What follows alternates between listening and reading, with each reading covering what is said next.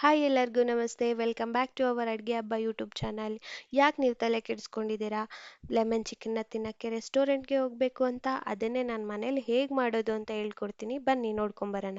ಅರ್ಧ K G ಆಗುವಷ್ಟು ಚೆನ್ನಾಗಿ ತೊಳೆದಿರುವಂಥ ಚಿಕನ್ ತೊಗೊಂಡಿದ್ದೀನಿ. ಅದಕ್ಕೆ 1 ಸ್ಪೂನ್ ಆಗುವಷ್ಟು ಉಪ್ಪು, ಅರ್ಧ ಸ್ಪೂನ್ ಅರಿಶಿನ ಪುಡಿ, 1 ಸ್ಪೂನ್ ಮೆಣಸು ಪುಡಿ, ಹಾಗೆ ಅರ್ಧ ಕಪ್ ಆಗುವಷ್ಟು ಮೊಸರು, ಹಾಗೆ ಅರ್ಧ ಹೋಳಾಗುವಷ್ಟು ನಿಂಬೆ ರಸನ ಹಾಕ್ಕೊಂಡು ಚೆನ್ನಾಗಿ ಕೈಯಲ್ಲೇ ಮಿಕ್ಸ್ ಮಾಡಿ ಇಟ್ಕೊಂಡಿದ್ದೀನಿ. ಮಿಕ್ಸ್ ಎಲ್ಲ ಆದಮೇಲೆ ಅರ್ಧ ಗಂಟೆ ಹಾಗೆ ಬಿಟ್ಬಿಡಿ ಚಿಕನ್ನ.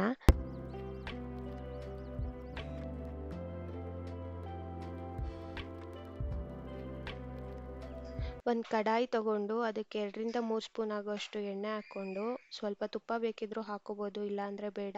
ಚಿಕ್ಕದಾಗಿ ಚಾಪ್ ಮಾಡ್ಕೊಂಡಿರೋವಂಥ ಬೆಳ್ಳುಳ್ಳಿ, ಹಾಗೆ 3 ರಿಂದ 4 ಆನಿಯನ್ ಚಿಕ್ಕದಾಗಿ ಚಾಪ್ ಮಾಡ್ಕೊಂಡು ಹಾಕ್ಕೊಳ್ತಿದ್ದೀನಿ.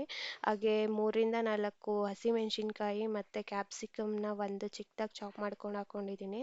ಅದನ್ನು ಸ್ವಲ್ಪ ಚೆನ್ನಾಗಿ ಫ್ರೈ ಮಾಡ್ಕೊಳ್ಳಿ. ಫ್ರೈ ಆಗುವಾಗಲೇ ಮನೆಯಲ್ಲೇ ಮಾಡಿಟ್ಕೊಂಡಿರುವಂಥ ಶುಂಠಿ ಬೆಳ್ಳುಳ್ಳಿ ಪೇಸ್ಟ್ನ ಹಾಕ್ಕೊಳ್ತಿದ್ದೀನಿ.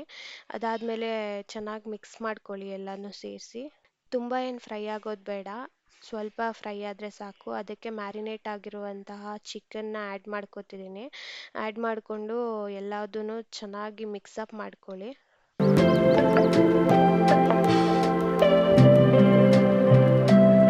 ಮಿಕ್ಸ್ ಮಾಡಿದಾದಮೇಲೆ ಅದಕ್ಕೆ ಒಂದು 1/4 ಟೀ ಸ್ಪೂನ್ ಆಗೋಷ್ಟು ಜೀರಾ ಪೌಡರ್, ಹಾಗೆ ಸ್ವಲ್ಪ ಗರಂ ಮಸಾಲಾನ ಆ್ಯಡ್ ಮಾಡ್ಕೊತಿದ್ದೀನಿ, ಟೇಸ್ಟ್ ಚೆನ್ನಾಗಿರುತ್ತೆ ಅಂತ.